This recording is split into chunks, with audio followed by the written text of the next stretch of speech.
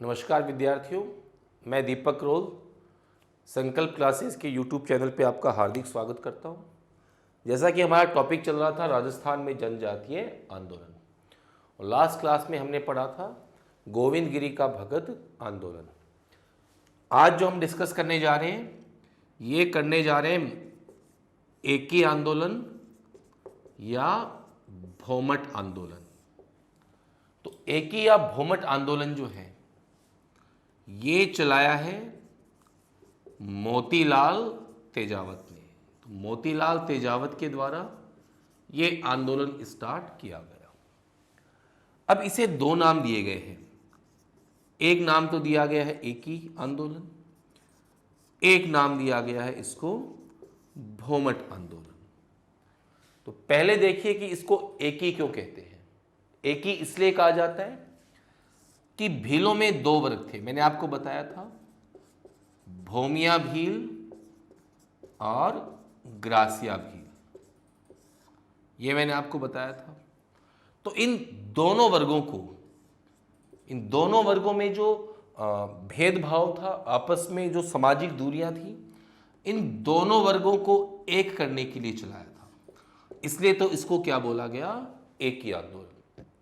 जो सामाजिक असमानताएं थी भूमिया भीलों में, ग्रासिया भीलों में, तो उसको एक करने के लिए चलाया, इसलिए तो बोलते हैं एकी आंदोलन।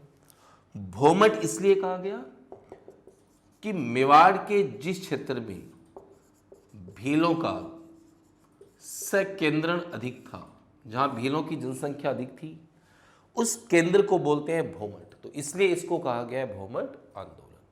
क्लियर? 1921 में मोतीलाल तेजावत के नेतृत्व में भील, ये चित्तौड़ की जो राशमी तहसील है, इस राशमी तहसील के मातृकुंडिया नामक गांव में एकत्रित हुए।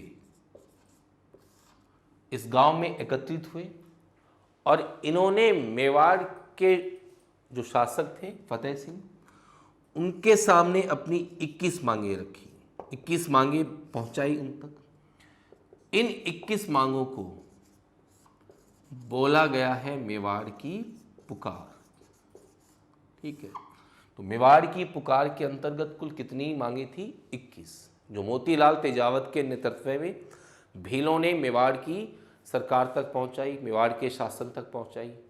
तो इन 21 में से 18 मांगे तो मान ली गई और 3 मांगे जो थी ये क्या कर दी गई? अस्वीकार। 18 मांगे मान ली गई, 3 मांगे अस्वीकार की गई। लेकिन फिर भी मोतीलाल तेजावत ने अपने आंदोलन को सक्रिय रखा। तो इसलिए तेजावत को मेवाड़ से क्या कर दिया गया? निष्कासित, मेवाड़ से निष्कासित कर दिया गया। मोतीलाल तेजावत जो थे ये चले गए कौन सी रियासत में? विजयनगर रियासत। तो विजयनगर रियासत जो है ये पड़ती है कहाँ पर? गुजरात में। गुजरात में है विजयनगर रियासत। तो इस रियासत में चले गए थे। 7 मार्च 1922 को तेजावत के नेतृत्व में भील विजयनगर रियासत के पाल छतरिया इस गांव में रुके हुए थे। जो पाल छतरिया गांव है यहां पे रुके हुए थे। और मेवाड़ भील कोर जो है, इसके सैनिक यहां पहुंच गए, गोलीबारी की। इसमें लगभग 1200 से 1500 भील मारे गए। इसी पाल छतरिया का जो वर्तमान नाम है दोस्तों, वो नाम क्या है? धांधव इसका वर्तमान नाम है। तो ये विजयनगर रियासत का जो गांव था पाल छतरिया, इसमें हत्याकांड हुआ, 1200 से 1500 भील मारे गए। इसके बाद तेजावत आगे कौन सी रियासत में? सिरोही रियासत में। और सिरोही रियासत के अंदर एक गांव था रोहिड़ा, यहां पे थे।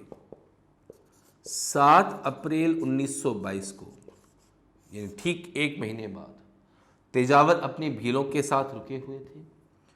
अंग्रेज अधिकारी था सैटन, ये सेना लेकर पहुंच गया, गोलीबारी की, जिसमें 22 व्यक्ति क्या हो गए, घायल। खुद तेजावत के पैर में गोली लगी थी। उसके बाद तेजावत जो थे ये भूमिगत हो गए, अंडरग्राउंड हो गए। 1936 में फिर तेजावत जो थे इन्होंने आत्मसमर्पण किया। किस स्थान पर? खेड़ ब्रह्म, गुजरात में स्थान है खेड़ ब्रह्म। यहाँ पे तेजावत ने क्या कर दिया? आत्मसमर्पण कर दिया। तेजावत को कुंभलगढ़ दुर्ग में नजरबंद करके रखा गया। कभी भी क्वेश्चन आए तो तेजावत जो थे इनको किस दुर्ग में नजरबंद करके रखा गया? कुंभलगढ़ में। राजस्थान के स्वतंत्रता आंदोलन के समय कई राजनीतिक कैदियों को यहाँ पे नजरबंद करके रखा गया है, इसीलिए कुंभलगढ़ को राजस्थान में राजनीतिक कैदियों का दुर्ग भी कहते हैं। ये ध्यान रखना, दुर्गों में राजनीतिक कैदियों का दुर्ग ये कहा गया किसको? कुंभलगढ़ को। ठीक है। और तेजावत ने जो आत्मसमर्पण किया ये महात्मा गांधी के कहने पर किया था। इस आंदोलन में तेजावत के प्रमुख सहयोगी जो रहे हैं वो रहे बलवंत सिंह मेहता। ये किसी भी एग्जाम में पूछा नहीं गया, बाकी अच्छा क्वेश्चन है। तो बलवंत सिंह मेहता इस आंदोलन में मोतीलाल तेजावत के एक प्रमुख क्या थे? सहयोगी। तेजावत को भील बावजी यानी कि बड़े पिता के नाम से पुकारते थे, और मोतीलाल तेजावत को आदिवासियों का क्या बोला गया है? मसीहा। आदिवासियों का मसीहा बोलते हैं किसको? मोतीलाल तेजावत को। वापस देखते हैं राजस्थान में जनजातीय आंदोलन। पहला मैंने आपको पढ़ाया था गोविंद गिरी का भगत आंदोलन। अब दूसरा आंदोलन जो है भीलों का वो है एकी या भोमट आंदोलन। तो इसको चलाया है मोतीलाल तेजावत ने। अब एकी बोलते क्यों है? क्योंकि भीलों में दो वर्ग थे, मैंने आपको बताया था, भोमिया भील, ग्रासिया भील। तो इन दोनों वर्गों में सामाजिक असमानता थी। ग्रासिया भील जो थे ये अपने आप को भोमिया भीलों से ज़्यादा श्रेष्ठ मानते थे। तो तेजावत ने ये सामाजिक भेदभाव समाप्त किया, इन दोनों वर्गों को एक किया, इसलिए तो इसको बोला गया है एकी आंदोलन। भोमट इसलिए बोलते हैं कि मेवाड़ के जिस क्षेत्र में भीलों का संकेंद्रण अधिक था, उनकी डेंसिटी अधिक थी, उस केंद्र को बोलते हैं भोमट, तो इसलिए इसको बोला गया भोमट आंदोलन। 1921 में तेजावत के नेतृत्व में भील एकत्रित हुए।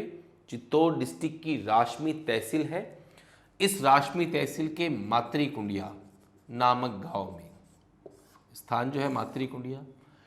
मेवाड़ की सरकार के समक्ष अपनी 21 मांगे रखी, जिन्हें बोलते हैं मेवाड़ की पुकार।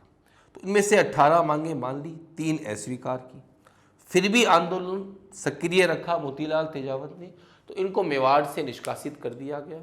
ये चले गए थे विजयनगर रियासत, और 7 मार्च 1922 को, विजयनगर रियासत कहाँ पे है? गुजरात में। 7 मार्च 1922 को पाल छतरिया जो गांव है वहां रुके हुए थे। इसी का वर्तमान नाम क्या है? धांधो।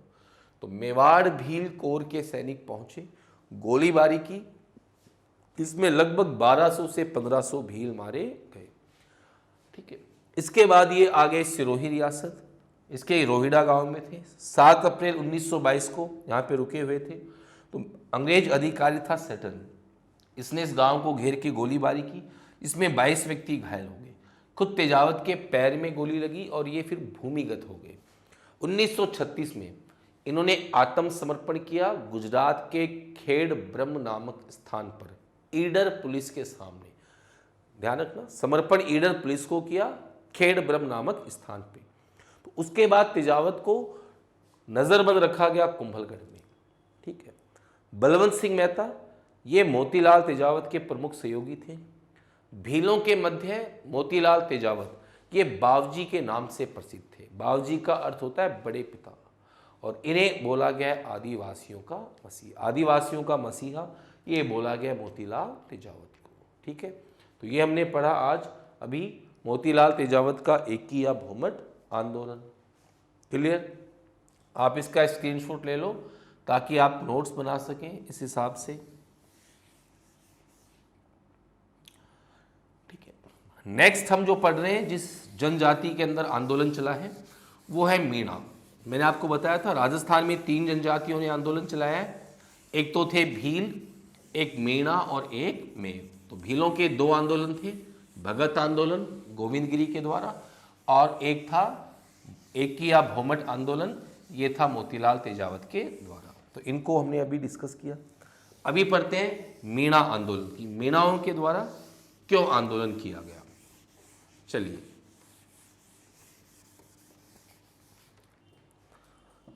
इसमें देखिए नेक्स्ट है मीणा आंदोलन। इसमें देखिए एक जैन मुनि हुए हैं मगन सागर जी। तो जैन मुनि मगन सागर जी ने पुस्तक लिखी है मीणा पुराण।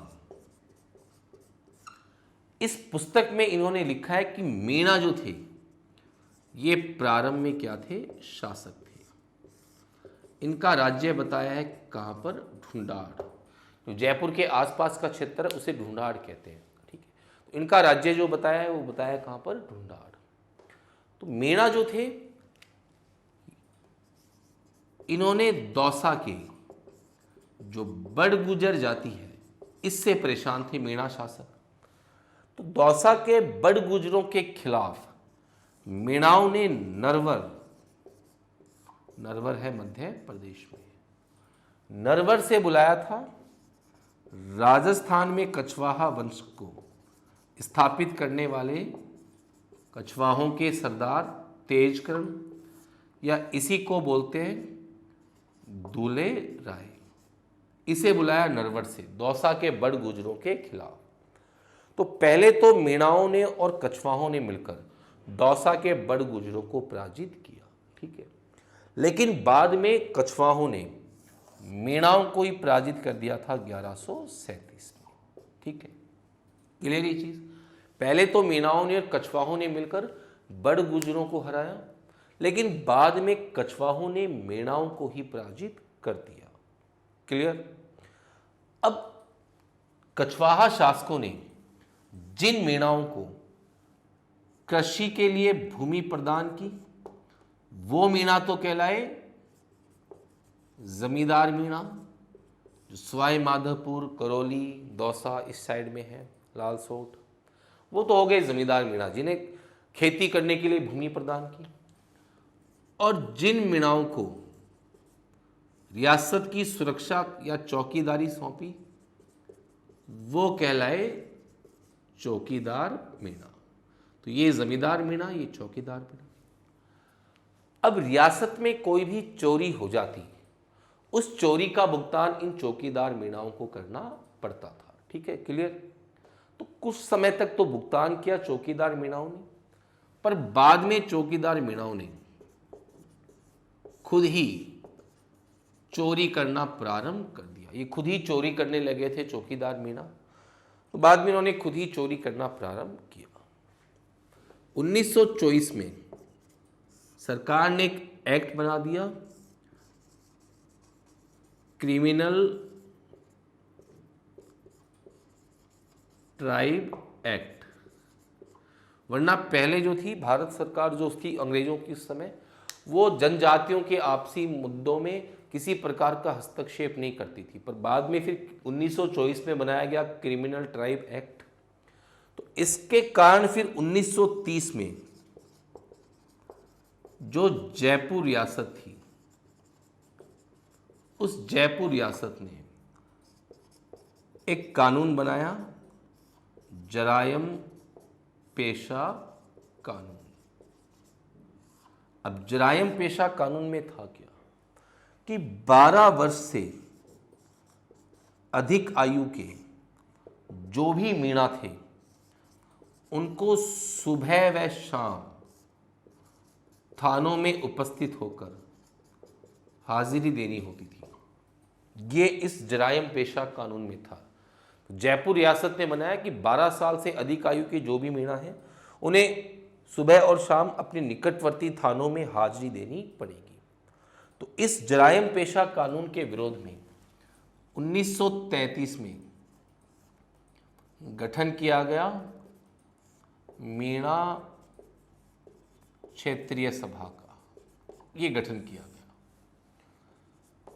7 अप्रैल 1944 को सीकर में एक स्थान है नीम का थाना, ये सीकर में है। तो यहां पे चौकीदार मीणाओं का एक सम्मेलन हुआ। इसमें अध्यक्षता तो की मगन सागर जी ने, इन्होंने अध्यक्षता की। और जयपुर राज्य मीणा सुधार समिति, इसका गठन किया गया और इसके अध्यक्ष बनाए गए पंडित बंशीधर शर्मा। ये इसके क्या बना दिए गए? अध्यक्ष, पंडित बंशीधर शर्मा।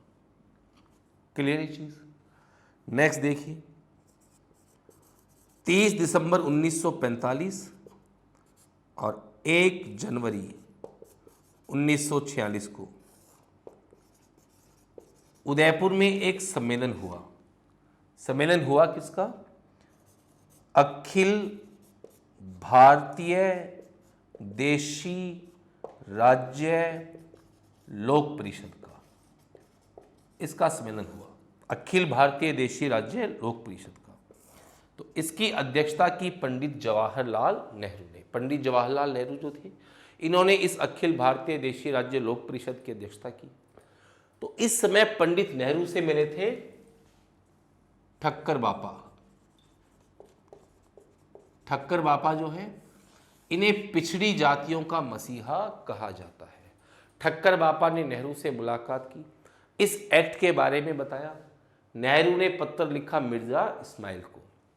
तो 1946 में तो बच्चों और महिलाओं को इस एक्ट के तहत थानों में उपस्थित होने से छूट दी गई और 1952 तक इस पूरे एक्ट को क्या कर दिया गया? समाप्त कर दिया गया। ठीक है। और इस समय जयपुर में शासक थे सवाई मानसिंह द्वितीय। वापस देखिए, मीणा आंदोलन। तो एक जैन मुनि हुए हैं मगन सागर जी, इन्होंने एक बुक लिखी है मीणा पुराण। तो इस पुस्तक में बताया कि मीणा प्रारंभ में शासक थे, इनका राज्य था ढूंढार के आसपास, और मीणा दौसा के बड़ गुजरों से परेशान थे। तो इन्होंने नरवर, एमपी में है, यहाँ से कछवाहा वंश के संस्थापक तेजकर्ण या दूल्हे राय को बुलाया राजस्थान। तो पहले तो मीणाओं ने और कछवाहों ने मिलकर बड़ गुजरों को हराया, पर बाद में कछवाहों ने मीणाओं को ही हरा दिया। जिन मीणाओं को कृषि के लिए भूमि दी वो जमींदार मीणा, तो सवाई माधोपुर, करौली, दौसा इस क्षेत्र में है। जिन्हें रियासत की सुरक्षा सौंपी वो चौकीदार मीणा, जो कि नीम का थाना, कोटपुतली साइड में है। ठीक है। तो रियासत में कोई भी चोरी करता तो उसका भुगतान चौकीदार मीणाओं को करना पड़ता। कुछ समय तक भुगतान किया, पर बाद में खुद ही चोरी करना प्रारंभ कर दिया। क्लियर? 1924 में बनाया गया क्रिमिनल ट्राइब एक्ट।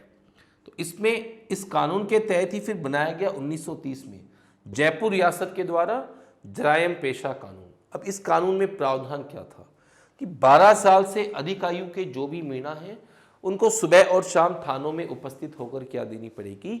हाजिरी देनी पड़ेगी। तो एक अपमानजनक सी बात थी। तो इसके विरोध में 1933 में मीणा क्षेत्रीय सभा गठन किया गया। लक्ष्मी नारायण झरवाल, इन सब लोगों ने। 7 अप्रैल 1944 को नीम का थाना में चौकीदार मीणाओं का सम्मेलन हुआ। अध्यक्षता की मगन सागर जी ने। तो इस सम्मेलन में जयपुर राज्य मीणा सुधार समिति बनाई गई, जिसके अध्यक्ष बनाए गए पंडित बंशीधर शर्मा। 30 दिसंबर 1945 और 1 जनवरी 1946 को उदयपुर में सम्मेलन हुआ था अखिल भारतीय देशी राज्य लोक परिषद का। तो इसमें अध्यक्षता की नेहरू ने। तो नेहरू से जाके मिले कौन? ठक्कर बापा। ठक्कर बापा को पिछड़ी जातियों का मसीहा कहते हैं। आदिवासियों का मसीहा तो बोला गया मोतीलाल तेजावत को, पिछड़ी जातियों का मसीहा ठक्कर बापा को। ठक्कर बापा से मुलाकात की नेहरू से। नेहरू को बताया इस एक्ट के बारे में। तो नेहरू ने उस समय जयपुर के जो प्रधानमंत्री थे मिर्जा इस्माइल, उनको लेटर लिखा कि ये बहुत ही अपमानजनक एक्ट है। तो 1946 में फिर बच्चों और महिलाओं को इस एक्ट के तहत उपस्थित होने से छूट दी गई 1952 में फिर इस पूरे एक्ट को क्या कर दिया गया, समाप्त कर दिया गया। क्लियर? ये था कौन सा आंदोलन, मीणा आंदोलन। ठीक है, आप इसका स्क्रीनशॉट ले लो ताकि आप इसको लिख भी सको सुन के नोट्स के तहत। अब तीसरी जनजाति जो है जिसके बारे में आंदोलन था वो था मेव आंदोलन। दो जातियों का मैंने पढ़ा दिया आपको, एक तो भील और एक मीणा। अब तीसरी जाति जो हम डिस्कस करने जा रहे हैं वो है कौन सी, मेव। तो देखते हैं अभी मेव आंदोलन।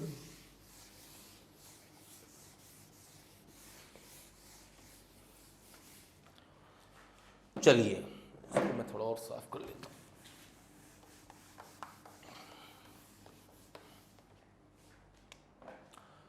तीसरा पढ़ते हैं हम लोग, मेव आंदोलन। अब मेव थे क्या?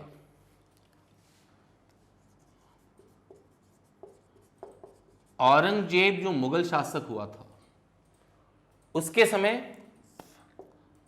जो राजस्थान का मत्स्य क्षेत्र है और इससे लगा हुआ हरियाणा का डिस्ट्रिक्ट एक मेवात, तो यहां के कुछ हिंदू थे जिनको इस्लाम धर्म में परिवर्तित किया गया और ये परिवर्तित मुसलमान क्या कहलाए, मेव थे। ये हिंदू, इन्हें इस्लाम धर्म में परिवर्तित किया गया, इसीलिए मेवों के रीति रिवाज जो होते हैं वो लगभग हिंदुओं के ही समान होते हैं। ठीक है, तो उनको बोला गया मेव।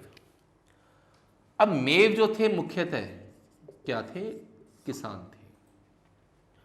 अब राजस्थान में जो अलवर, भरतपुर, धौलपुर ये रियासतें थी, ये शिकार के लिए पालते थे जंगली सुअर को। शिकार के लिए जंगली सूअरों को पालते थे और इनको बाड़ों में रखा जाता था, बाड़ों में रखते थे। इन बाड़ों को बोलते थे हौदे। ठीक है, इन बाड़ों में रखते थे। आप देख सकते हैं अलवर की जो चित्रकला शैली है उसमें अधिकांश चित्र जो है उनमें जंगली सूअरों का शिकार ही दिखाया गया है। तो शिकार के समय इन बाड़ों से या हौदों से इन जंगली सूअरों को खोल दिया जाता था, सूअरों को भगाते थे और शासक या जमींदार इन सूअरों का शिकार करते। और ये जंगली सूअर जो थे ये मेवों की जो फसल थी उस फसल को भी नुकसान पहुंचाते थे। तो इस कारण से मेव जो हैं ये सूअरों को मारते थे, इनका शिकार करते थे, मेव मार देते थे ताकि उनकी फसल को कोई नुकसान नहीं पहुंचे। क्लियर? लेकिन अलवर में शासक हुए जयसिंह। तो अलवर के शासक जयसिंह ने इन सूअरों को मारने पर क्या लगा दिया, प्रतिबंध लगा दिया। इसके विरोध में करौली का एक युवक भी था, मदनपाल, ये भूख हड़ताल पर भी बैठा था। बाद में इसकी हैजे के कारण मृत्यु भी हो गई थी। ठीक है ना, तो ये काम हुआ। 1932 में मोहम्मद हादी, इसने एक संस्था बनाई, अंजुमन खालिद उल इस्लाम, ये संस्था बनाएगी। इस संस्था ने इस बात का विरोध किया कि हमारी फसलों को नुकसान हो रहा है तो हम इनको मारेंगे। फिर इस संस्था का नेतृत्व ये गुड़गांव के एक नेता थे मेवों के, चौधरी यासीन खान। तो चौधरी यासीन खान ने फिर इस संस्था का नेतृत्व किया और जब चौधरी यासीन खान ने संस्था का नेतृत्व किया उसके बाद ये हिंदुओं और मेवों, ये जो मुद्दा था ये हिंदू और मेव के बीच में सांप्रदायिक तनाव के रूप में बन गया। सांप्रदायिक तनाव उत्पन्न हो गया। 1933 के अंदर दंगे भड़के कहां पर? तिजारा में। तिजारा पड़ता है कौन से डिस्ट्रिक्ट में? अलवर में। और जयसिंह रोकने में नाकाम रहा, इसलिए जयसिंह को इंडिया से निष्कासित भी कर दिया गया था। फिर उस समय की अंग्रेजी सरकार जो थी भारत की, उसी ने इस मुद्दे को सुलझाया हिंदुओं और मेवों के बीच। वापस देखिए, औरंगजेब के समय राजस्थान का जो मत्स्य जनपद आता था, अलवर, भरतपुर, धौलपुर, करौली, और इससे सटा हुआ हरियाणा का क्षेत्र, इसमें कुछ हिंदुओं को इस्लाम धर्म में कन्वर्ट किया गया, परिवर्तित किया गया, और ये परिवर्तित मुसलमान ही मेव कहलाए। तो मेव बेसिकली कर्षक थे। यहाँ के शासक शिकार के लिए जंगली सुअरों को बाड़ों में पालते थे और इन बाड़ों को बोलते थे होदे। तो ये जंगली सुअर मेवों की फसल को नष्ट करते थे, नुकसान पहुंचाते थे, इसलिए मेव इन सुअरों का शिकार करते, जिसपे अलवर के शासक जयसिंह ने प्रतिबंध लगाया। इसके विरोध में करौली का एक युवक था मदनपाल, इसने इसका विरोध भी किया। 1932 में मोहम्मद हादी थे, इन्होंने अंजुमन खालिद उल इस्लाम इस संस्था की स्थापना की। बाद में इसका नेतृत्व किया गुड़गांव के नेता चौधरी यासीन खान ने, और जब चौधरी यासीन खान ने नेतृत्व किया तब ये हिंदू और मेव के बीच एक सांप्रदायिक तनाव के रूप में परिवर्तित हो गया। 1933 में दंगे भड़क गए, तिजारा में, अलवर में है। जयसिंह इनको रोक ही नहीं पाया, तो इस कारण से जयसिंह को इंडिया से निष्कासित भी कर दिया गया था, भारत राजा के पद से हटा के। और बाद में जो अंग्रेजी सरकार थी उसी ने इस मुद्दे को सुलझाया। एक चीज़ मैं आपको बता देता हूँ, यहाँ पे देखिए इसी समय दंगे भड़क गए और बाद में हिंदुओं और मेवों के बीच में सौहार्दपूर्ण या अच्छे संबंध भी स्थापित हो गए। इसलिए जब इंडिया का पार्टीशन हुआ, विभाजन हुआ, उस समय मेवात क्षेत्र को छोड़ के पाकिस्तान जाने वाले मेवों की संख्या बिल्कुल क्या थी? नगण्य थी। वो लोग नहीं गए, ठीक है, क्योंकि पहले ही तनाव हो गया और बाद में अच्छे संबंध भी स्थापित हो गए। तो ये आज हमने टॉपिक क्लियर किया, राजस्थान में जनजातीय आंदोलन। नेक्स्ट क्लास में हम डिस्कस करेंगे, एक लंबा टॉपिक है, राजस्थान में प्रजामंडल आंदोलन। तो नेक्स्ट क्लास में हम इसको डिस्कस करेंगे। तो आपको इस जो भी संकल्प क्लासेस की क्लास है इसका नोटिफिकेशन मिलता रहे, इसलिए आप जो बेल आइकन होता है उसको दबा दें और चैनल जो है हमारा उसको भी सब्सक्राइब कर दें, ताकि आपको जो रेगुलर क्लास है वो अवेलेबल होती रहे। धन्यवाद।